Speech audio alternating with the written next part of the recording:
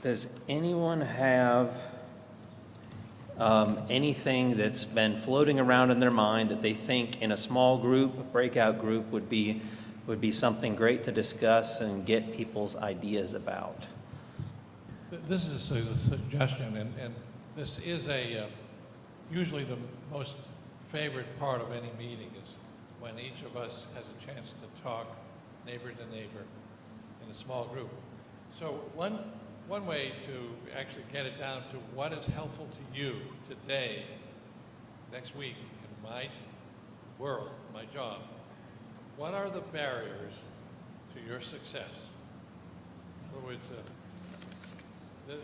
this would talk about taking those stumbling blocks into stepping stones. Okay, so it's essentially whatever the barriers are. And remember I mentioned when you figure out the network of systems, there's weak links, but now I know, once I identify them, where to put the patch.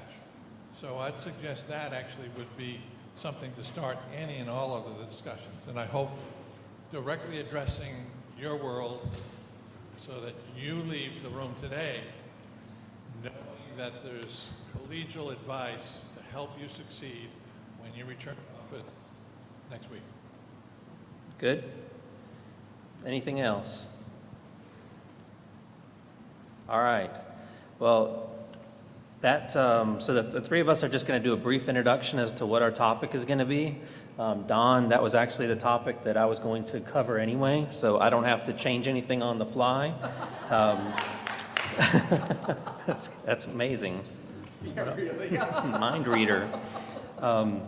The three of us are going to do a quick introduction. We're going to tell you where to meet after a quick break and facilitate a discussion pertaining to that topic. So I introduced myself earlier. I'm Tim Troutman. I run one of the programs in Charlotte-Mecklenburg, our stormwater utility, our engineering and mitigation program. And what I wanted to talk about in my small group was exactly what Don talked about, is overcoming obstacles and impediments to implementing some of these things that make our communities safer.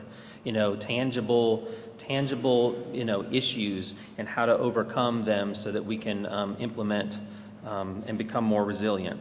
So my experience is mainly in the flood arena, but a lot of what we can discuss can apply to many other hazards because obstacles and impediments cross all hazards. So that's what I'm going to talk about in my breakout session. Wasn't that convenient for him to say, that's what I was going to talk about? That's awesome. I'm Barb Miller. I'm the Director of Homeland Security and Emergency Management in Jefferson County, West Virginia, which is, for those of you who are into geography, we're 68 miles from the nation's capital. So we live at the confluence of the Potomac and the Shenandoah rivers, and we have a love-hate relationship with those rivers that goes way back. I cut my teeth on mitigation, which is not usually the way an emergency manager comes up through the ranks, but it worked for me, and it certainly has worked in both of the communities that I've worked in. Had a good time doing that. My topic today is going to be more on resilience and using partnerships to get to resiliency. So I hope that you'll join me.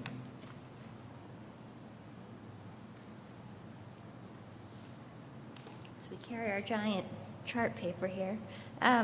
My name is Rebecca Joyce, and I'm a regional planner. I work for the Central Shenandoah Planning District Commission in the western part of Virginia, in the Shenandoah Valley, in the Appalachian Mountains.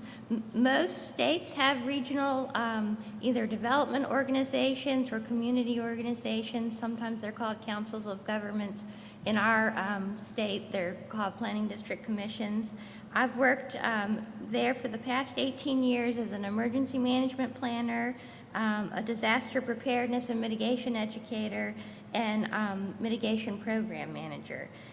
And our organization was created by the state 46 years ago, and we serve 21 jurisdictions, 5 counties, 5 cities, and 11 towns.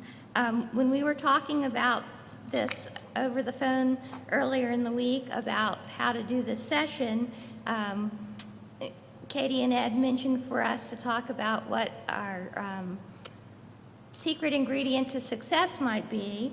And I think for our program we had 2. One is convening, that we're able to pull our rural communities and our small cities together.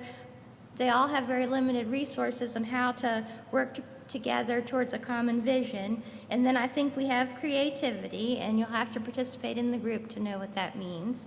But we push ourselves to use those limited resources to get the greatest impact, and we will do it in a variety of ways. But again, you have to be in my group to know what that means. And that would be the positive things that I would like to talk about in our group. Not just our success stories, but how other people have done that. And then a challenge that I would like to discuss in our group, if people are interested, is our program's been a long-term program. We've been doing this now for about 20 years. And there's a lot of things that happen as your program evolves, and to keep things fresh and keep people engaged and deal with a new generation of people in your communities coming into the activities has been a real challenge. So talking about long-term programs I thought would be a good topic. So that's my group in a nutshell.